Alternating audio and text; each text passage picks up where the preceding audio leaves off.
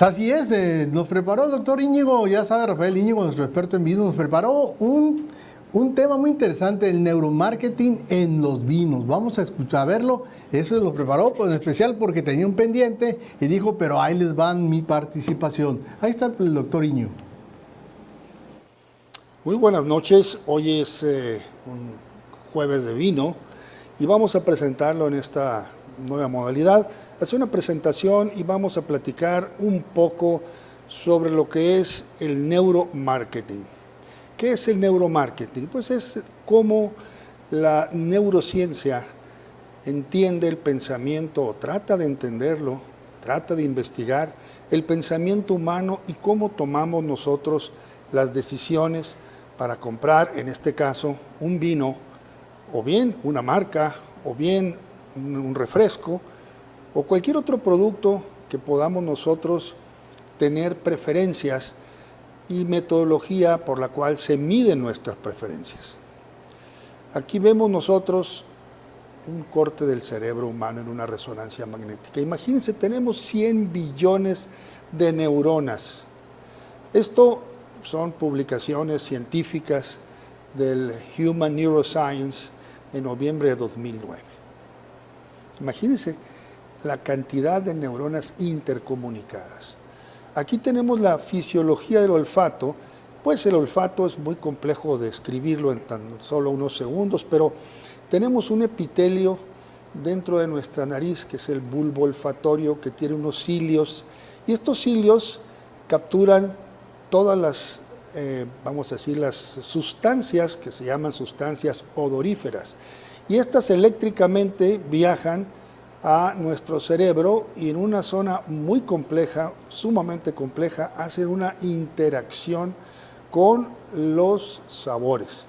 Entonces nosotros tenemos, recuerden que cuando nosotros perdemos el olfato, cuando nos da un catarro, porque esa membrana se ve obstruida por moco y pues está inflamada, y tenemos nosotros una pérdida sensible, hasta inclusive tener lo que se dice que es como una anosmia, o sea, una discapacidad temporal de oler.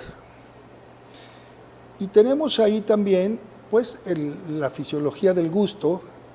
El gusto está situado dentro de los receptores de la lengua, que son los botones especializados. Cuando las sustancias que nos provocan sabores se diluyen en estos botones, pues mandan también una señal eléctrica.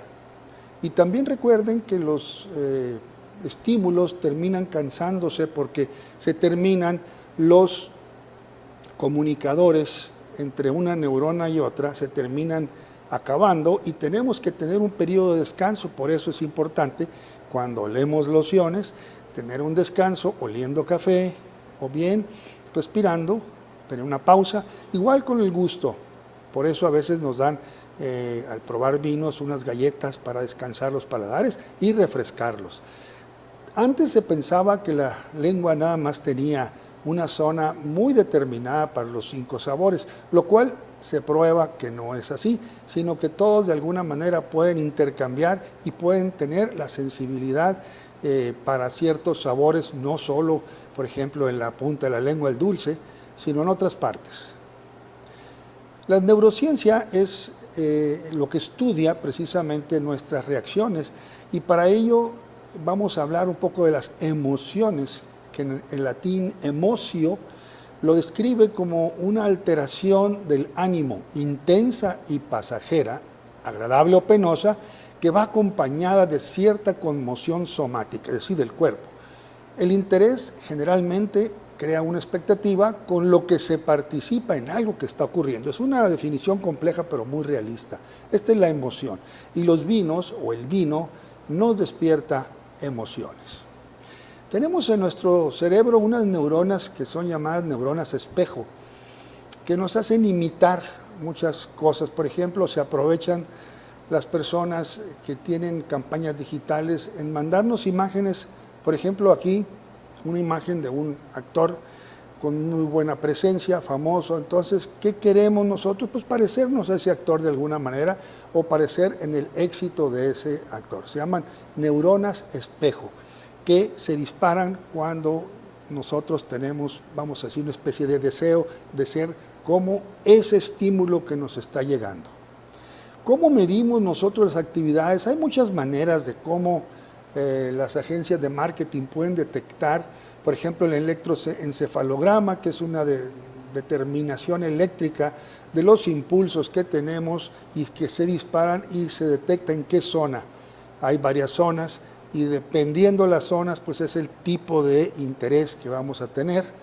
Tenemos otro que se llama la tomografía por positrones, que se envían, es una radiación, se inyectan unos elementos radioactivos efímeros y en algún momento, de acuerdo a cómo estemos usando nuestro cerebro, por alguna emoción, se ilumina más una zona que otra. Esta es otra manera de saber. Por ejemplo, hay otra manera de ver nuestros intereses, que son con los localizadores o los traceadores de la mirada. Así, cuando nosotros, por ejemplo, enseñamos un producto a una persona, pues vamos a ver inmediatamente en qué se fija. Se fija en la etiqueta, se fija en la botella. Esta es una de las maneras también de mostrar cómo nosotros tenemos el interés puesto, cómo nos fijamos. Aquí nos estamos fijando, por ejemplo, en el auto en ciertas partes muy específicas. Y eso es muy importante para los fabricantes, muy importante para las personas que van a crear. Otra manera es cuando, por ejemplo, entramos en un lugar, en este caso de vinos, una tienda de vinos, hay unos traceadores de infrarrojo y nos detectan a dónde van las personas, qué es lo primero que visitan, qué góndola es la que primero se estacionan, a dónde dirigen sus miradas, y eso es muy importante. También la fuerza de la marca es muy importante. Cuando es una marca conocida, vamos a tener emociones muy, muy fuertes, y lo opuesto ocurre cuando la marca no se conoce. Por ejemplo, también aquí vemos la influencia de la música. Se hizo un estudio, todo esto está soportado por estudios científicos. Se hizo un estudio en el cual cuando caminaban por el lugar de vinos y tocaban música francesa, pues se compraban vinos franceses, y tocaban música italiana, pues también italiana. Y ahí se concluye, el neuromarketing representa el estudio del infinito universo de la conducta humana, los estímulos y sus respuestas. Es una ciencia y, como toda ciencia, es una verdad demostrable en muchas facetas. Vean lo que decía esta persona, Jürgen Klarich.